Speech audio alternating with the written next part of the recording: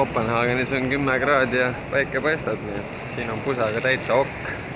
Paaritunnine layover ja siis läheb Kuubal edasi. Nälg võtab nägemise juba ja väike powernap oli ka praegu sees, nii et vaatame, kas saab midagi süüa. Üritame kuidagi niimoodi jõuda Kuubale kohale, et jetlagi või see juba paika sättida, et saaks kohe seal mõnusalt alustada ja peaks paari päeva maha kandma.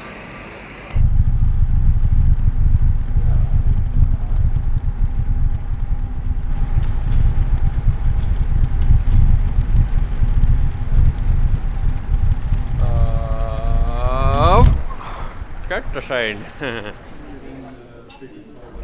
Kert on Air Canada tervist nimekirjas, sellepärast et siin on Kanadasse reisimisel oma igasuguseid elektroonilisi reisidokumente ja blablabla. Meil on veel Kuubas edasi minekuks veel turistiviisad ja värgid-särgid ja meil on vaja neid dokumente kontrollida enne, kui me kuskil lennukisse saame. See tähendab, et me oleme alati rivi lõpus ja saame viimasena kuskil lennukisse ja siis looda, et me kuskil käsi-pagasi ära saame mahutatud. Aga mis seal ikka, seiklus käib edasi, et kutsub mind ka praegu sinna, saame ühe korraga äkki jonksu, nii et ma panen kaamerakotti.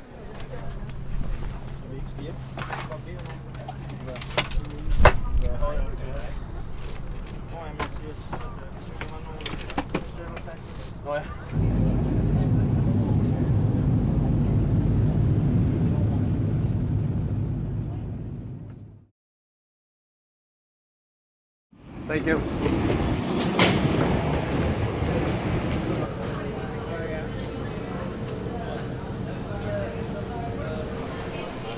Tahaks süüa, pole mitte midagi söönud. Custom Built Burgers, pole midagi normaalselt väga ammu söönud ja ma ei tea, Euroopa lennujaamad Soomes ja Kopenhaagenis nii kallid, ma ei tea, croissant on mingi 9 € mingi kuradi väikse singiga. Nüüd tulime siia, siin saad mingi korraliku mingi pokepooli lihade asjadega, Kert võttis topeltburgeri ja asjad maksavad nagu palju vähem, suur burger, mingi topeltliha ja värkidega ja mul unlimited toppingutega bowl maksab mingi 8 €. See on topelt, väiksem variant on mingi 6 €, nii et saab midagi korralikku süüa, juua ja huvita. Ma arvan, et riifil on ka tasuta, nii et Tiidu loogika, tervitused Tiidule, Diet Cola, muidu kokat ei joo, aga kui sööd mürki, siis tuleb juua veel hullemat mürki, et see neutraliseeriks söödud mürgi ära nüüd.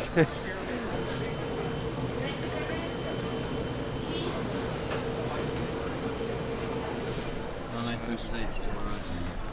Burgeri? Topelt kohe. Ühe kord sõid siin. Kann peidus seal. Vege burger. Vaata, mis nüüd mooli sees. Täitsa soliidne.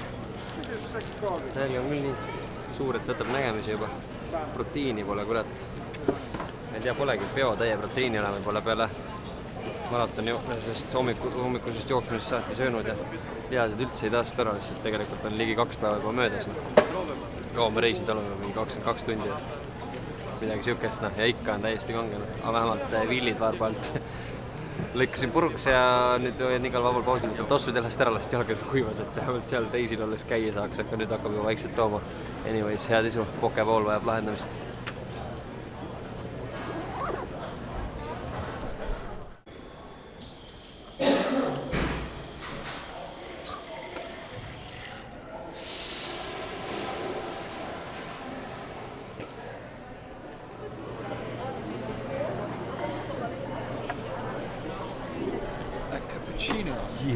Oli koera piimu?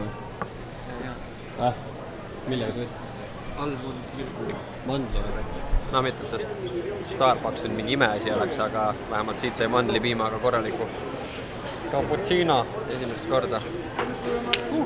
Ja üks asi veel, mis tuleb kindlasti enne Kuubale minekut ära osta lennujaamadest või kohale kaasa võtta, on sääsetõrje number 1 ja kõva SPF-i ehk siis päiksekaitsefaktoriga päiksekreem, sellepärast et nendel asjadel seal, nagu ma ütlesin, siis nurgapoest kõik asjad kättesaadavad ei ole, nii et need tuleb varuda ja kui sa seda ei tee, siis seal on näiteks moskiitodel Zika viirus, mis tähendab seda, et te võite guugelda, ma hakka pikemalt siin rääkima, igatahes on üks haigus, ja teine asi, mis on see, et kui päiksekreemi ei ole, siis võib see esimesed paar päeva võivad sulle väga saatuslikuks saada seal. Eriti Gerdile. Sa ei käid solised? Ei käid. Ma olen selle suve pealt veel. Gert oleks pidanud mingi paar nädalat enne solli tegema. See oleks mingi vundamendi alla laadnud, kuigi tegelikult õnneks suvest midagi on veel peale jäänud. Aga tore on värskendada, siis me saame Eestis olla selle jumekad ilusad olla.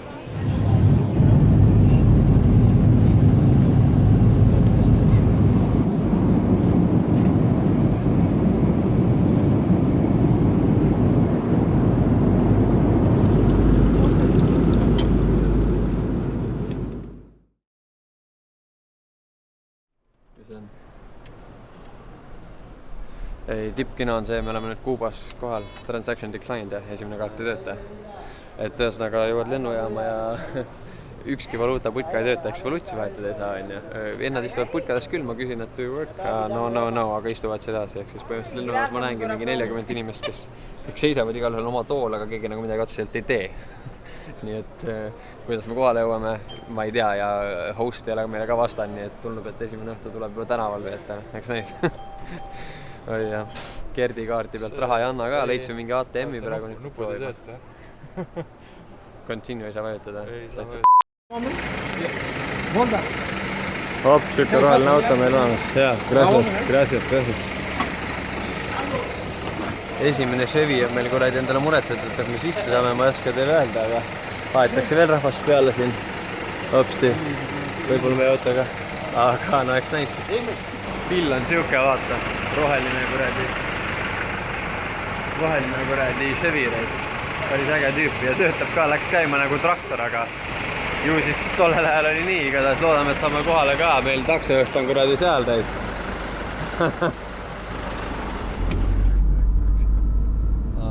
Ja siis see oli kõrval.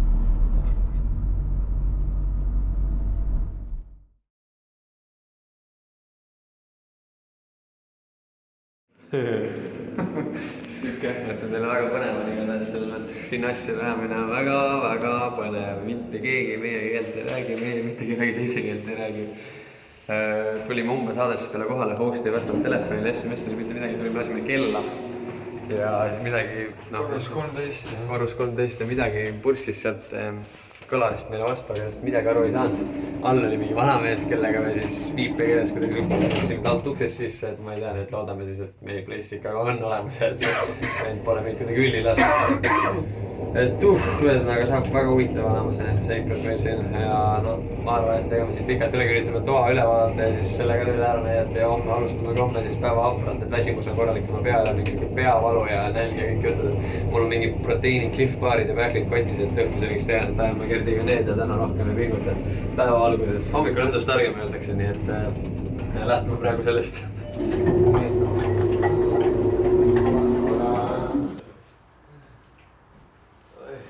Mis on see reis, me läheb võiskohk, mingi 39 pluss tundi.